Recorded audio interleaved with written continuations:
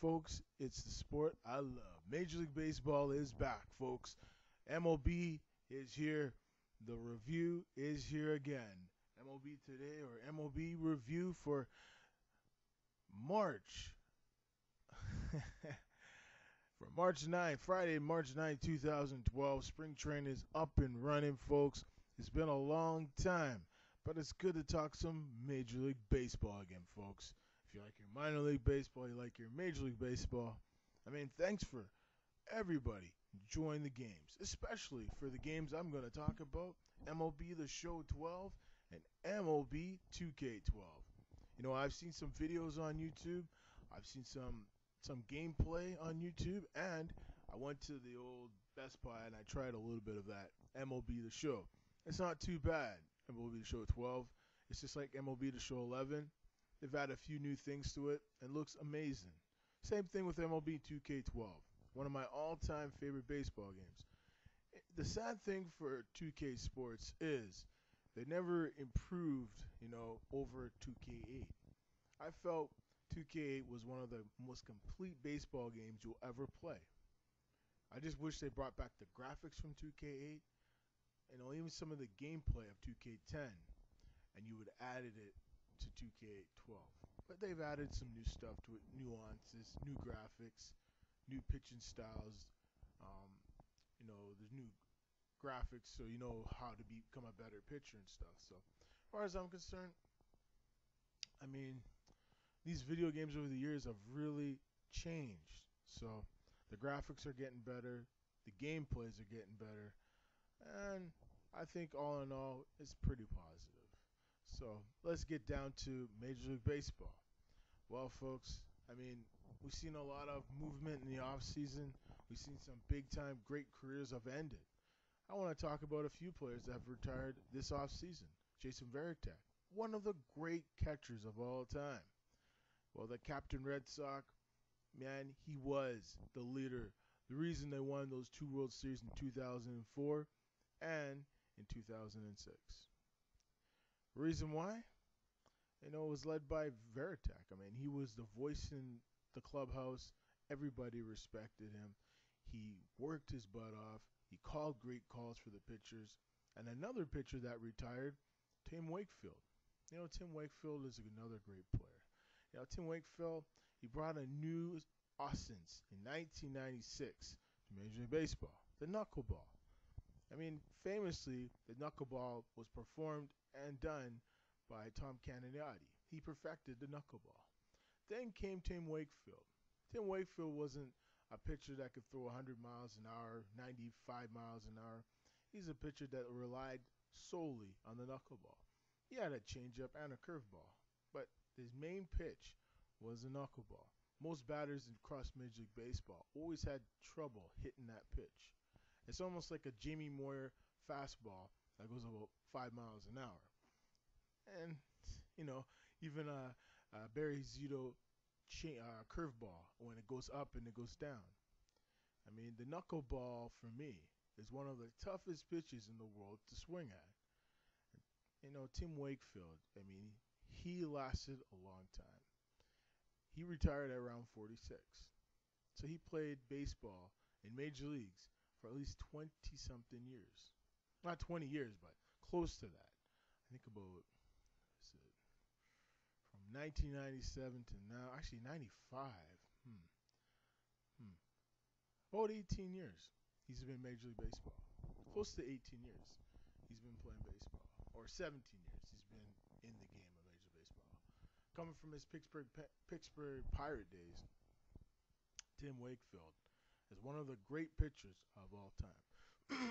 He was a big reason, like Manny Ramirez, Jason Varitek, why the Red Sox won the World Series in 2004 and in 2006. It was just the character, it was the belief of all the players.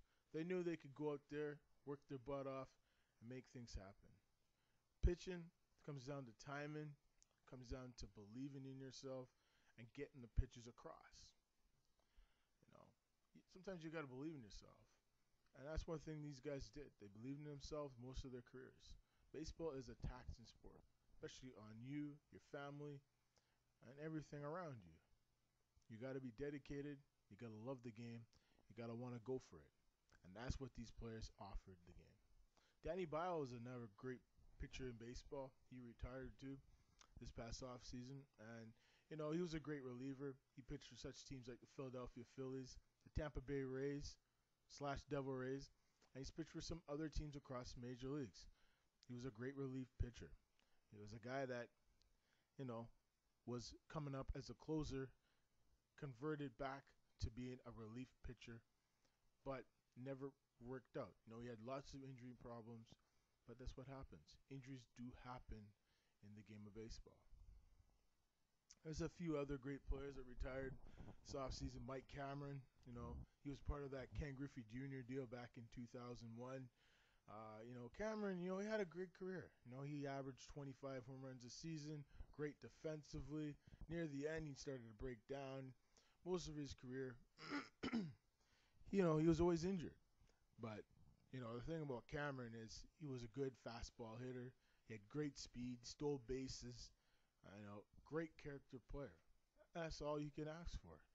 And that's what Mike Cameron brought to the game. Orlando Cabrera, the OC. The OC was one of my all-time favorite players. I remember when he played for the Montreal Expos. The Expos were a great team. And he was one of the building blocks of the future. Orlando had a great career. He played for the Angels. He won a World Series with the White Sox. And, he had a great career, no doubt about it. He played a long time. He had some great double plays, a cannon of an arm, great bat, could run like a deer. He could make things happen out there. He was a fine tool player. If there ever were a word, fine tool player. And I got to say, it is what it is. So, those are some great players that have retired this offseason. And now, let's get into spring training. So, some news cooking around. There's not really much cooking. Some players are just getting loose. There has been some releases. The Athletics today have released Landon Powell outright. So, so I guess the 29-year-old's a free agent. Powell has batting 207, 284, something 328 line in 406 at-bats and appearances over the course of 3 seasons with the Athletics. He played some first base, but most of his time behind the plate, just 60% of stolen bases attempted by Powell. So, Powell is a player. He's been around for a while. Landon Powell is a good player, and I've seen him play a few times, and he's not a big name. He's not going to make big bucks, but it is what it is. Well, the Giants got some free agents coming up next offseason. And Matt Cain looks like he's going to be the next $100 million pitcher. They have Madison Bumgarner. He's a very good pitcher, real young. I don't know where San Francisco's going to find money to sign these guys. They just recently signed Tim Lincecum to a new deal, so we'll see what happens there. Got some news on Johnny Damon. It looks like on Friday, today, Dan Duquette told John Heyman of CBSSports.com maybe when asked if Damon was a possibility. Another Orioles person said, not yet. So, Johnny Damon going to the Orioles is a possibility. I really hope Orioles get Johnny Damon. Just see what he did last year with the Tampa Bay Rays. He's a big reason why they made the playoffs last year. They all say it's Evan Longoria's big RBI and the amazing comeback against Red Sox. Man, Johnny Damon was awesome the entire season, even that last game of the season last year. Johnny Damon is the big reason why the Rays made the playoffs last year. He just made things happen. He got clutch hits. I mean, he could play a little bit of outfield. He doesn't have a cannon of an arm, but he makes the timely plays. He's very smart. He's one of the smartest hitters in all of Major League Baseball. You know, going back to his days in Kansas City, I mean, Johnny Damon has come a long way. I mean, wow. Who would have thought he'd go from Kansas City to the Red Sox, win not one World Series, but two, go to the Yankees, win another World Series in 2009, win three World Series, and be pretty much a journeyman after his contract with the Yankees was up after 2009. It's absolutely amazing. He goes to the Tampa Bay Rays. They come close. They get knocked out in the championship series by the Texas Rangers. Very close one.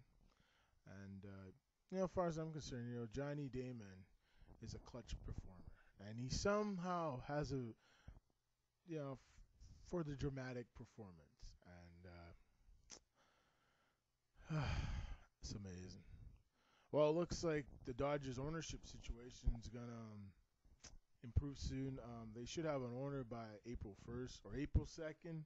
That's the rumors, and that's the news out of Dodger World, Dodgerville. So Vince Scully's going to be back for another year for calling Dodger games. And, Vince Scully is one of the all-time best of all time calling baseball games. I've been watching Vince Scully for many years, and, it's always fun to listen to one of the greatest of all time.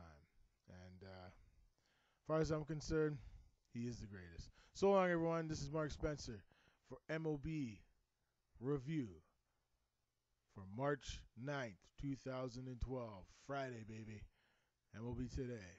So long, everyone. Thanks for watching. We'll see you next time. Bye-bye.